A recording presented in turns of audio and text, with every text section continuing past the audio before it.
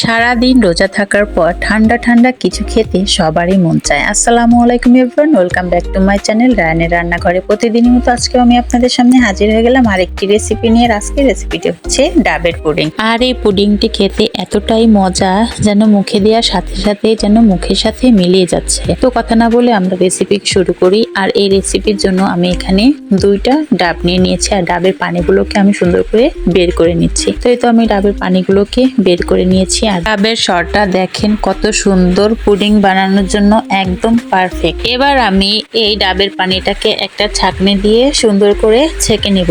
তো দেখেন আমি কিন্তু পানিটাকে সুন্দর করে ছেঁকে নিয়েছি, আমার ছেঁকা হয়ে গেছে। এবার আমি এর ভিতরে দিয়ে দিব একটা ড্রিঙ্কো ওয়াটার। আমি এখানে একটা ড্রিঙ্কো ওয়াটার নিয়ে নিয়েছি আর এই ওয়াটারটাকেও আমি সুন্দর করে ছেঁকে নিচ্ছি। আমি ছেঁকে এর ভিতরে যে জেলিটা ছিল সেই জেলিটাকে আমি আলাদা করে নিচ্ছি। তো আমার ছেঁকা হয়ে গেছে। এবার আমি এর ভিতরে দিয়ে দেব 1 চামচের মতো চিনি। যেহেতু ডাবের পানিটা মিষ্টি এবং ড্রিঙ্কটাও মিষ্টির জন্য আমি অল্প একটু চিনি দিয়ে দিয়েছি। চিনিটা না দিলেও কোনো সমস্যা নেই। তো আমি সুন্দর করে নেড়ে নিয়েছি। এবার আমি এর ভিতরে দিয়ে দিয়েছি 1/2 চামচের মতো agar agar powder. Agar agar পাউডারটা দিয়ে আমি ভালো করে নেড়ে চেড়ে মিশিয়ে নিয়েছি। এবার আমি এটাকে চুলায় বসিয়ে জাল করে নিব। এটা কিন্তু অনবরত নাড়তে থাকতে হবে, না হলে কিন্তু তল থেকে লেগে যাবে। তো দেখেন আমি সুন্দর করে কিন্তু এটাকে জাল করে নিয়েছি। এটা সুন্দরভাবে জাল হয়ে গেছে। এবার আমি গরম থাকতে থাকতে যে বাটিতে আমি পুডিংটা সেট করব সেই বাটিতে সুন্দর করে ঢেলে নিচ্ছি। গরম থাকতে থাকতে আমি এটাকে ঢেলে দিয়েছি। এখন আমি এরকম একটা কাঁটা চামচ দিয়ে নারকেলটাকে কুড়িয়ে নিব। দেখেন আমি সুন্দর করে এভাবে নারকেলটাকে কুড়িয়ে নিচ্ছি। আমার কুড়ানো হয়ে গেছে। এবারে এই ডাবের পানির ভিতরে আমি দিয়ে দিব ছেঁকে রাখা সেই ড্রিঙ্কোর জেলিটা দিয়ে আবারও আমি সুন্দর করে একটু নেড়ে চেড়ে এটাকে মিশিয়ে দিচ্ছি।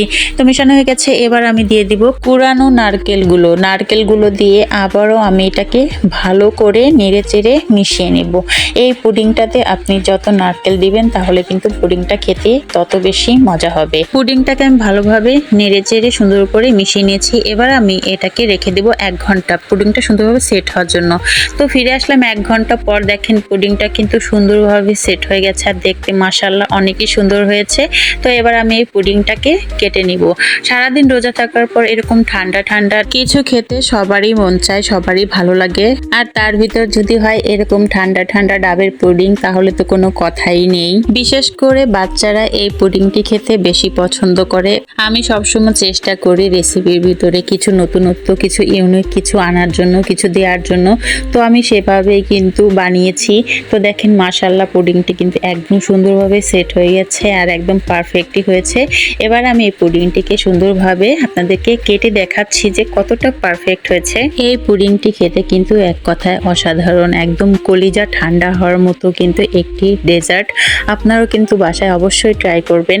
দেখেন কতটা পারফেক্ট হয়েছে আর মুখে দেওয়ার সাথে কিন্তু একদম মিলিয়ে যাচ্ছে। ভিডিওটি কেমন লাগলো অবশ্যই কমেন্টে জানাবেন। আজকের মতো ভিডিওটি এখানে শেষ হচ্ছে। আল্লাহ হাফেজ।